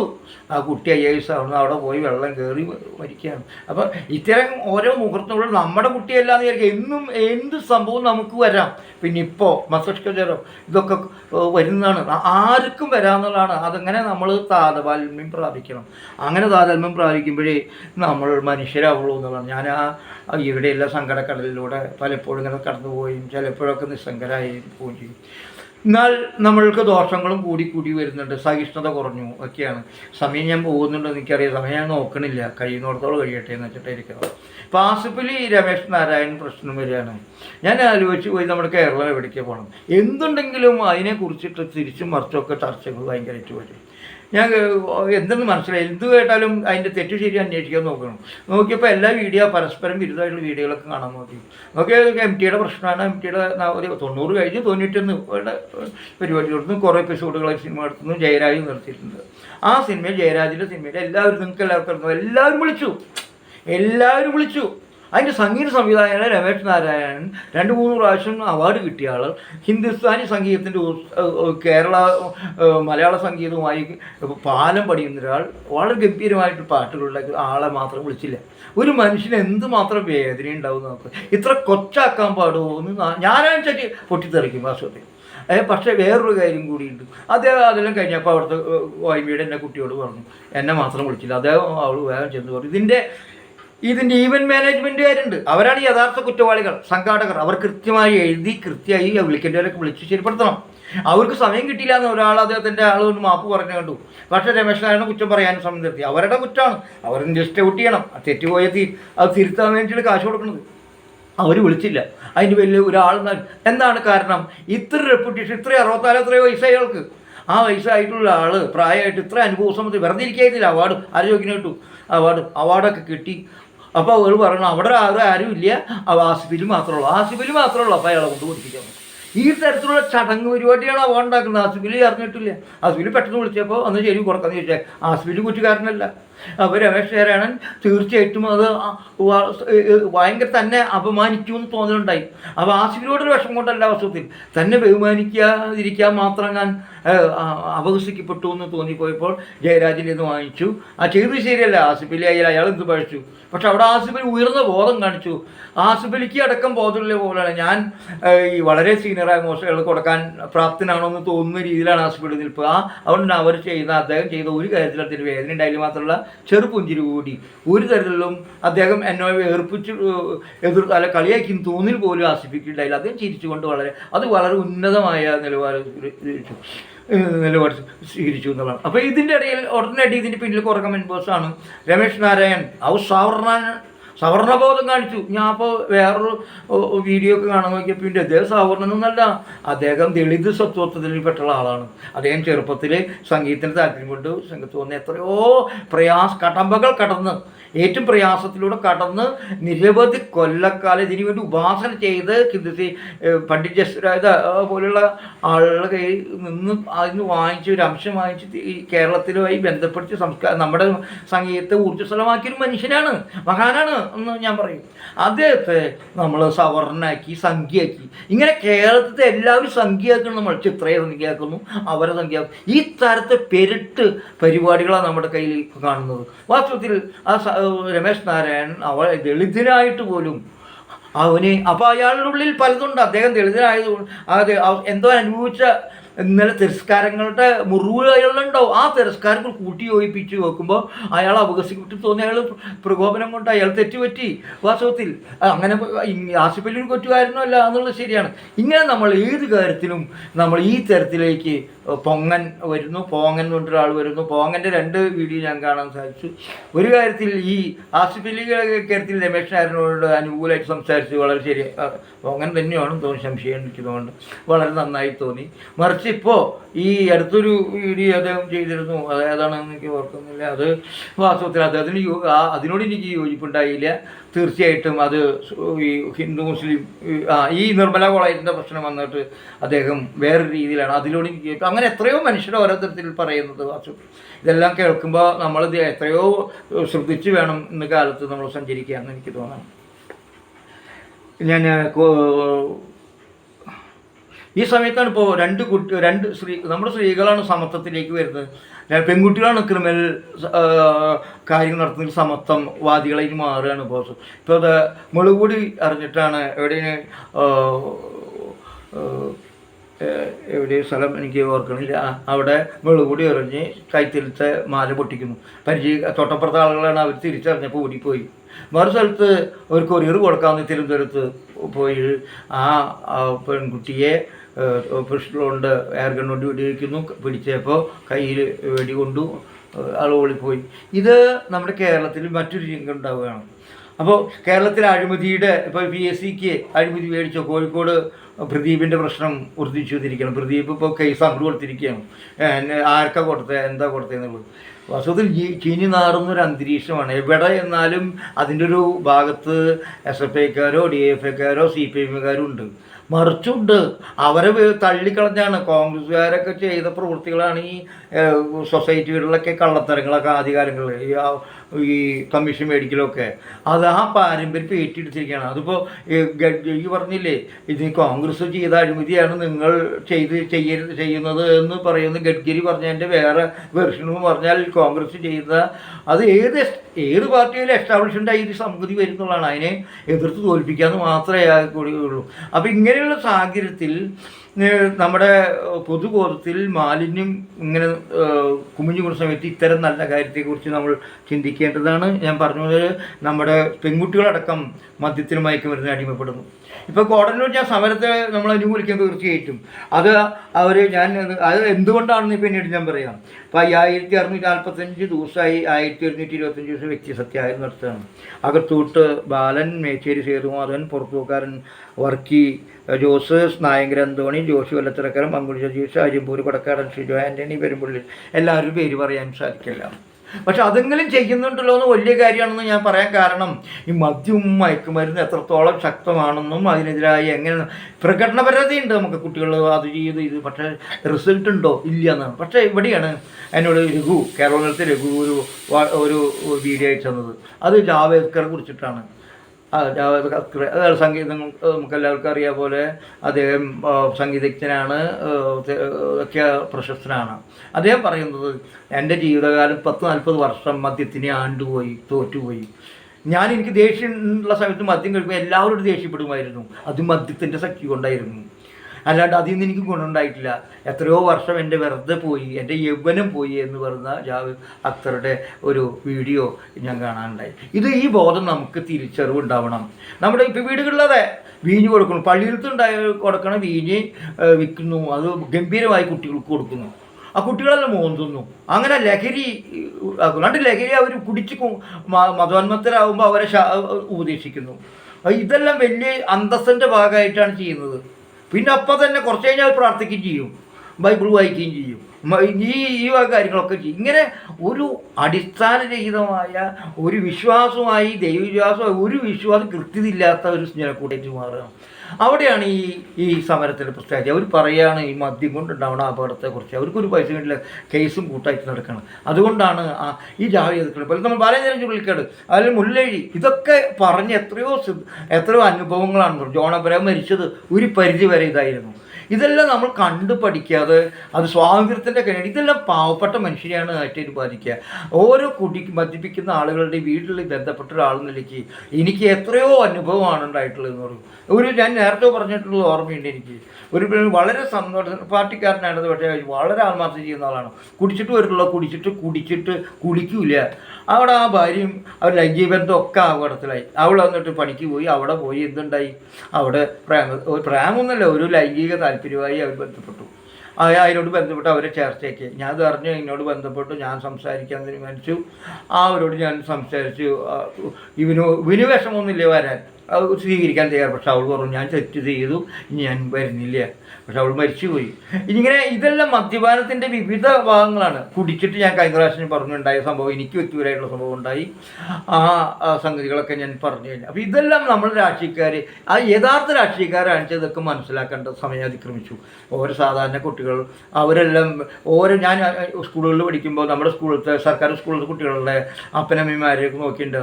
50-60% കുട്ടികളിൽ അച്ഛനോ അമ്മയോ ആരെങ്കിലും കൂടെ ഓടിപ്പോയിട്ടുണ്ടാവും, അല്ലെങ്കിൽ മദ്യപിച്ചിട്ടുണ്ടാവും. കുട്ടികളൊക്കെ ടേമിൻ്റെ ഇലയിൽ തായിരിക്കും രാത്രി കഴിച്ചുകൂടുക, അല്ല അപ്പുറത്ത് വീടുകളിൽ ഇപ്പുറത്ത് വീട്, അപ്പോഴൊക്കെ തൊട്ടും പിടിച്ചൊക്കെ അവർക്ക് പീഡനം അനുഭവിക്കേണ്ടി വരും. ഇതെല്ലാം നമ്മൾ മനസ്സിലാക്കുന്നുണ്ടല്ലോ, ഉണ്ടോ? ഞാൻ തന്നെ ഒരു കുട്ടിയുടെ വീട് ഞങ്ങൾ പണിയാൻ കൊടുത്തപ്പോൾ അഞ്ചേരി സ്കൂളത്തെ ഞങ്ങളൊരു ഓണത്തിന് അവൾക്ക് വീടുണ്ടാക്കി കൊടുത്തു. പക്ഷേ അന്ന് അപ്പോൾ ഇതിനെ തീർച്ചയായിട്ട് കുറേ ആളുകൾ വന്നു, അവൻ്റെ അച്ഛൻ കുടിക്കുന്നതാണ്, അതുകൊണ്ട് വീടൊന്നും കൊണ്ടു കൊടുക്കാൻ പാടില്ല. ഞാൻ പറഞ്ഞു ആ കുട്ടി എന്ത് കഴിച്ചു, കുട്ടിക്കറിയണം. ഒരു അസംബ്ലിയിൽ ഞാൻ ധൈര്യമായിട്ട് പറഞ്ഞു, മോളെ ഓണക്കാലത്ത് മോൾക്ക് വീടുണ്ടാവുകയും അങ്ങനെ പറഞ്ഞു പോയി. പക്ഷേ അന്നത്തെ അച്ഛമ്മ തെരേസമ്മ ടീച്ചറും എല്ലാ ഒരുപാട് ടീച്ചർമാരൊക്കെ അനുകൂലമായി സഹായം തന്നു. അന്നത്തെ IP പോളായിരുന്നു, വിൻസെൻ്റ് ആയിരുന്നു MLA. രണ്ടുപേരും കൂടി ഞങ്ങളുടെ ഓണസദ്യ ആ കുട്ടിയുടെ വീട്ടിലെ ചോറുകാരണം കഴിച്ചു, എല്ലാവരും കൂടിയിട്ട്. എനിക്ക് വളരെ സന്തോഷം. അപ്പോൾ ചിലരിത് അവൻ അച്ഛൻ കുടിക്കുന്നതുകൊണ്ട് കുട്ടി എന്ത് കഴിച്ചു, ഞങ്ങൾ കണ്ട അങ്ങനെ എത്രയോ അനുഭവങ്ങൾ, ഒരുപാട് അനുഭവങ്ങൾ ഞാൻ പറയാൻ സമയം ഇല്ലാത്തതുകൊണ്ട് എന്തുകൊണ്ട് ഇനിയെങ്കിലും നാം ഇതിനെ എതിരായിട്ട് പ്രവർത്തിക്കേണ്ടതാണ്, സംസാരിക്കണം. ഇത്തരം കോടതിയുടെ സമരം ഒരു നല്ലൊരു കാർഷിക മേഖലയിൽ അത് നശിപ്പിക്കുകയാണ്.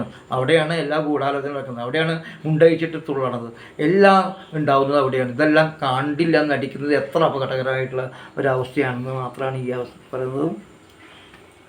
ഇവിടെ പലപ്പോഴും ഞാൻ നേരത്തെ പറഞ്ഞു, ഈ സമയം നീണ്ടുകൊണ്ട് എത്ര മണിക്കൂറാവുമെന്ന് എനിക്കറിയില്ല, ഞാൻ പറഞ്ഞുകൊണ്ടിരിക്കുകയാണ്. നമ്മുടെ കലുഷിതമായ അന്തരീക്ഷം നിലനിൽക്കും. ഞങ്ങൾ മദ്രസയിൽ പെൻഷൻ കൊടുക്കുന്നത് ഭയങ്കര വിവാദമായിരുന്നു. ശബരിമലയിൽ പൈസ എടുക്കുന്നു എന്ന് പറയുന്നു. മദ്രസയിൽ പെൻഷൻ്റെ ABC മലയാളം സുനിൽകുമാറും ആയിട്ടുള്ളൊരു സംവാദം. പലപ്പോഴും അത് മുസ്ലിങ്ങളെ താറടിച്ച് കാണിക്കുന്ന രീതിയിലാണ് പലപ്പോഴും ചേർന്നത്. പക്ഷേ മദ്രസയുടെ കണക്കുകളടക്കം വന്നു.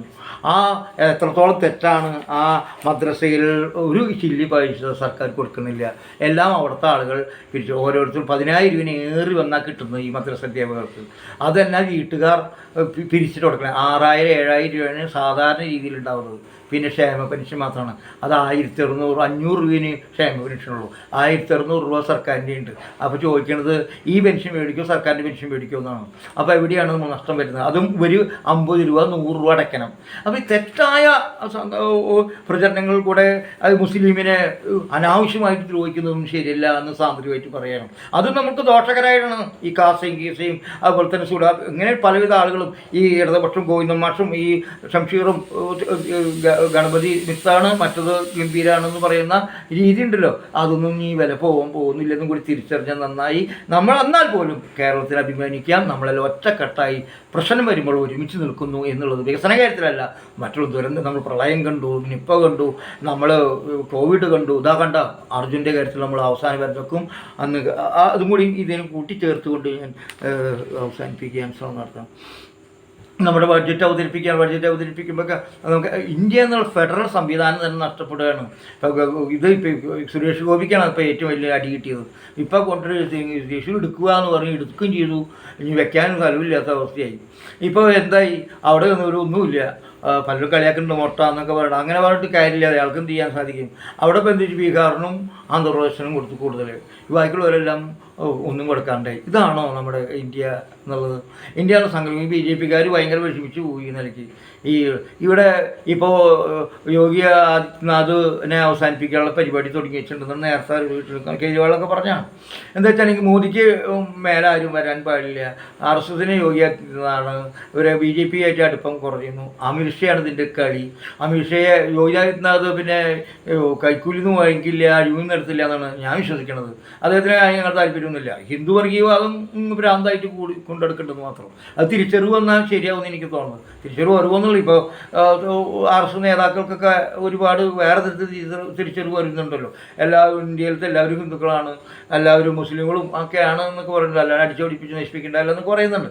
അമിത് ഷാ അല്ല സ്ഥിതി. അദ്ദേഹം സാമ്പത്തികമായ താല്പര്യം വളരെ വെച്ചുപുലർത്തിയും ഗൂഢ രീതികളൊക്കെ ഉണ്ടെന്നാണ് പറയപ്പെടുന്നത്. അതിൻ്റെ ക്രിമിനൽ വാസനകളുണ്ടെന്ന് പറയപ്പെടുന്നു. അതിന് കേസ് ഒക്കെ ഉണ്ട്. അപ്പോൾ അതുകൊണ്ട് RSSകാർ പോലും അമിത്ഷാ കൂട്ടുകെട്ടിൽ തൃപ്തരല്ല എന്നാണ് മനസ്സിലാക്കുന്നത്. എന്തായാലും അത് നടക്കുന്നുണ്ട്. ഇപ്പോൾ ഈ ബഡ്ജറ്റ് നമ്മുടെ രാഹുൽ ഗാന്ധി തീർച്ചയായിട്ടും ശക്തമായി എതിർക്കുന്ന ഈ അടുത്താണ് ദയാനിധിയുടെ ഒരു പ്രസംഗം സുനിത ദേവദാസിൻ്റെ വീഡിയോയിൽ കൂടെ കാണാൻ കഴിഞ്ഞത്. ദയാനിധി പറയുന്നത് വളരെ ശരിയാണ്. ആദ്യകാലത്ത് നിങ്ങൾ തമിഴിൽ 2ാം വട്ടം എനിക്ക് തമിഴിനായി ജയിക്കുന്ന ആഗ്രഹിക്കുന്നു എന്ന് പറഞ്ഞ ആൾ ഒറീസ തന്നെ പറഞ്ഞു, ആ തമിഴനെ അടിച്ചു ഓടിപ്പിക്കണം എന്ന് പറഞ്ഞു.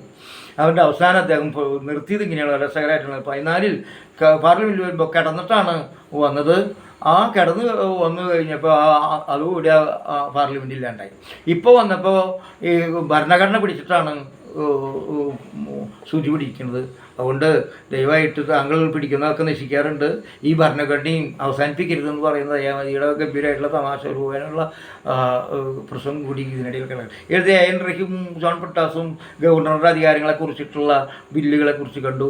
അതിൽ 168ൻ്റെ പരിചയ ഉപയോഗിച്ച് AN റഹീമിനെ അവതരണാനുമതി കിട്ടുകയും ജോൺ ബ്രിട്ടാസിന് കിട്ടാതിരിക്കുകയും ചെയ്യുന്ന വൈദ്യുതി ഉണ്ടാവുകയും ചെയ്യുന്നത് AN റഹീം ഇതിലൂടെ ഗവർണറുടെ അധികാരത്തെക്കുറിച്ച് ചർച്ച ചെയ്യപ്പെടും. ഇതെല്ലാം ഇങ്ങനെ നടക്കുന്ന സംഗതികളാണ് നമ്മുടെ നാട്ടിൽ നടക്കുന്നത്. നമ്മുടെ പാർലമെൻറ്റും ഒക്കെ നടക്കുന്നത്. ഇപ്പോഴും കേജ്രിവാൾ ജയിലിൽ തന്നെയാണ്. ഇപ്പോൾ IAS വിദ്യാർത്ഥി മരിച്ചതിൻ്റെ അടിസ്ഥാനത്തിൽ അവിടെ പ്രശ്നങ്ങൾ അങ്ങോട്ടും ഇങ്ങോട്ടും സംസാരം കൂട്ടിക്കൊണ്ടിരിക്കുകയാണ്. എന്തായാലും ഇന്ത്യ പണ്ടത്തെ പോലെ BJPക്ക് കുളം കലക്കാൻ പറ്റുമെന്ന് എനിക്ക് തോന്നുന്നില്ല. ശക്തമായിട്ടുള്ളൊരു പ്രതിപക്ഷം എല്ലാം ഉണ്ട്. മിടുക്കരായിട്ടുള്ള ആളുകളെല്ലാം ചെറുപ്പക്കാരും ഒക്കെ സംസാരിച്ച് ചോദ്യം ചെയ്യാനുള്ള ആളുകളൊക്കെ ഉണ്ട് എന്നുള്ളത് നമുക്ക് സൂചകമായ കാര്യങ്ങളാണ്. രാഹുൽ ഗാന്ധിന് അങ്ങനെ തറ പൊളിറ്റിക്സ് ഒന്നും അറിയില്ലാത്തതുകൊണ്ട് കുറച്ച് മെച്ചപ്പെട്ട രീതിയിലെല്ലാം പ്രവർത്തിക്കാനും സാധിക്കും. ഇന്ന് രാഹുൽ ഗാന്ധി ഇപ്പോൾ ഒരു പ്രതിപക്ഷ നേതാവിൻ്റെ ഒരു എടുത്തിട്ടുണ്ട്. എല്ലാവർക്കും ചെല്ലാൻ പറ്റാവുന്ന ഒരാൾ നിലയ്ക്കും ഒക്കെ മാറിയിട്ടുണ്ട് വസ്തുത്തിൽ. പക്ഷേ കോൺഗ്രസിൻ്റെ യഥാർത്ഥ സ്വഭാവം പണ്ടത്തെ സ്വഭാവത്തിൻ്റെ കൂടെയാണ് പോകണമെങ്കിൽ ഒട്ടും ശുഭർക്കല്ല. കൂടുതൽ അധികാരം കിട്ടിയ ഇന്ദിരാഗാന്ധിയാവും. എല്ലാ സ്വഭാവങ്ങളും ഉണ്ടാവും, അഴിമതി ഉണ്ടാവും, ഒക്കെ ഉണ്ടാവും. അതെല്ലാം നമ്മൾ കണ്ടതാണ്. അതുകൊണ്ട് അതിനെതിരായിട്ടുള്ളൊരു വലിയൊരു നിലയുണ്ടാവണം. അതിനെല്ലാം വെള്ളം പ്രതീക്ഷ അർപ്പിക്കുന്ന ഇടതുപക്ഷൻ്റെ പോക്ക് ഒട്ടും ഗുണമല്ല, അപകടത്തിലേക്ക് പോകുന്നു ജനങ്ങൾ.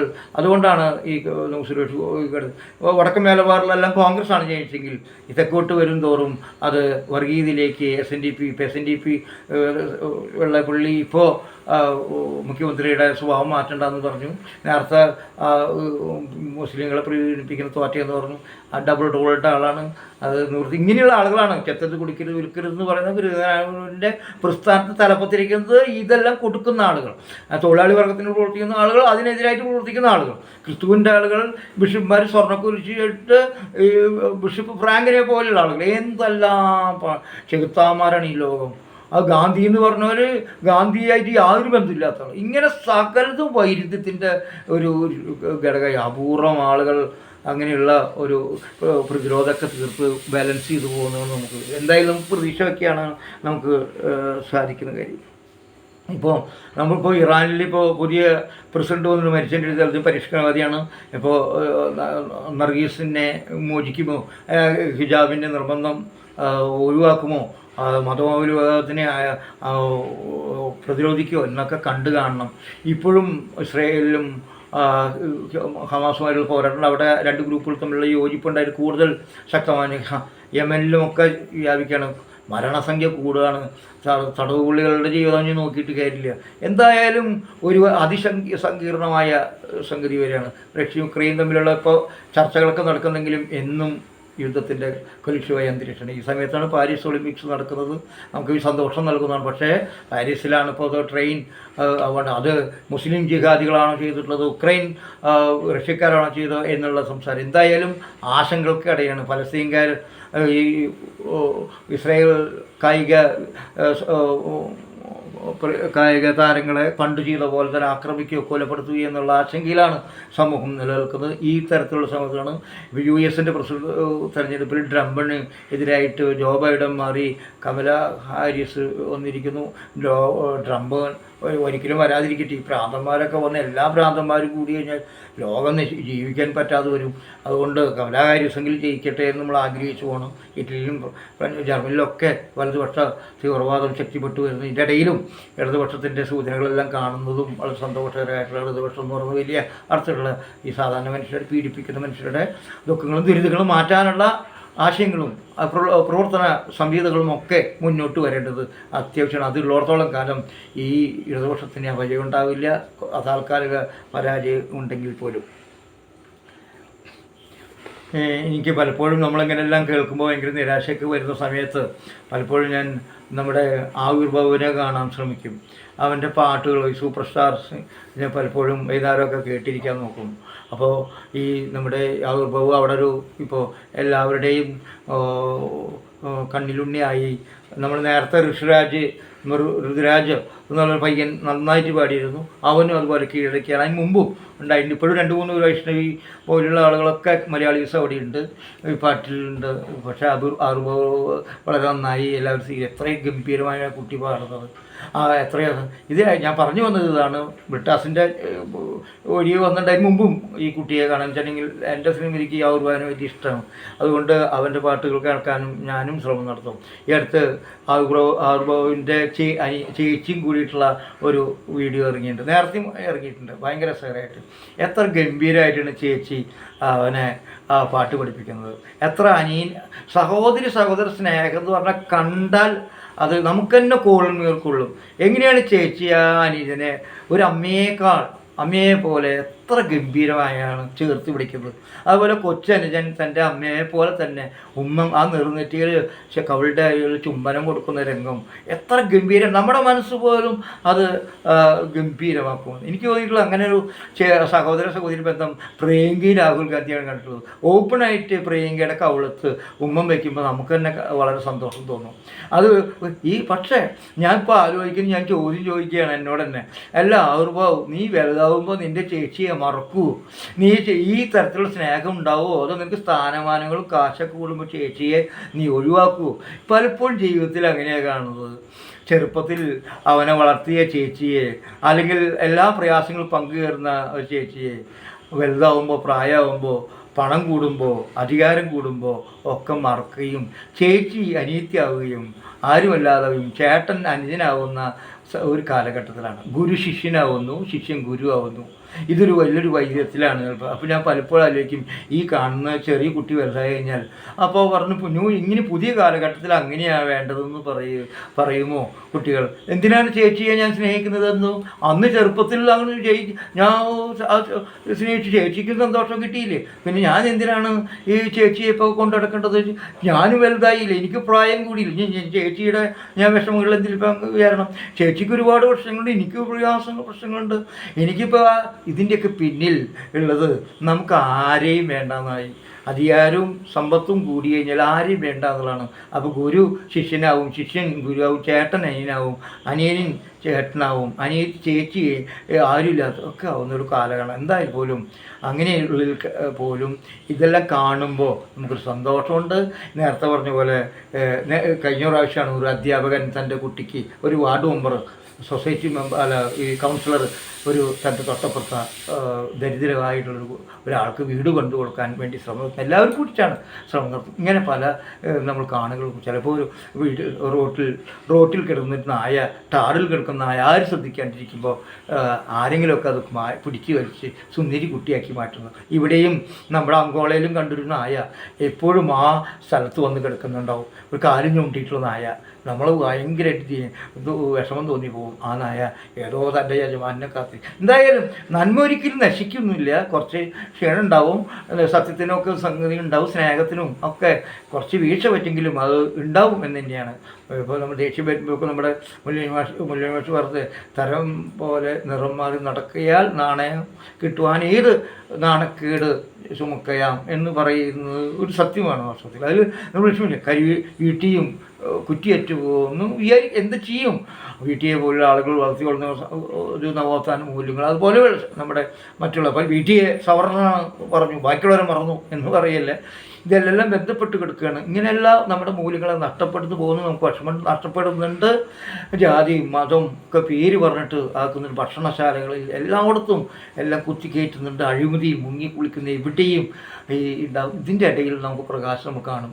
അപ്പോൾ ഞാൻ പലപ്പോഴും ഇങ്ങനെ ഉരുവിടുന്ന നമ്മൾ മാവ് പൂക്കും, മനത്തമ്പിളി വികസിക്കും, പരസ്പരം വിഹരിക്കും, മനുഷ്യർ പരസ്പരം സ്നേഹിക്കും, കൊല കൊടുക്കാക്കാം കയറിനെ ഊഞ്ഞാലാക്കാൻ കഴിവതല്ലോ ജയം എന്ന് പറയുന്ന കവിതകൾ പലപ്പോഴും ഇങ്ങനെ വരുന്നുണ്ട്. എന്തായാലും നമുക്ക് ഒരുമിച്ച് നിൽക്കണം.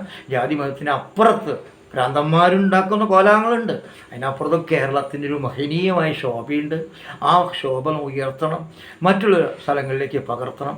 വ്യത്യസ്ത ദേശീയവാദമോ മറ്റോ ഒന്നല്ല ഞാൻ പറഞ്ഞത്, മാനവികതയിൽ ഉയർച്ച വന്നുകൊണ്ട് കഷ്ടപ്പെടുമ്പോൾ വിക്ടർ ഹ്യൂഗോൻ്റെ പാവങ്ങൾ ഒരു അച്ഛൻ്റെ മുന്നിൽ ക്യാൻഡിൽ കട്ടുകൊണ്ടുപോകുമ്പോൾ തിരിച്ചു കൊണ്ടിരുമ്പോൾ ഇത് ഞാൻ കൊടുത്തതാണെന്ന് പറയുന്ന മഹാ മനസ്സുണ്ടല്ലോ ബിഷപ്പിൻ്റെ. അത് മനുഷ്യൻ്റെ സഹജീവി സ്നേഹത്തിൽ അവൻ എന്തുകൊണ്ട് എടുത്തു എന്നുള്ള ചോദ്യത്തിന് ഉത്തരം കണ്ടുപിടിക്കുന്നതോടുകൂടി അവനുമായി തന്മീയ ഭാവം ഉണ്ടാവുന്നു എന്നുള്ളതാണ്.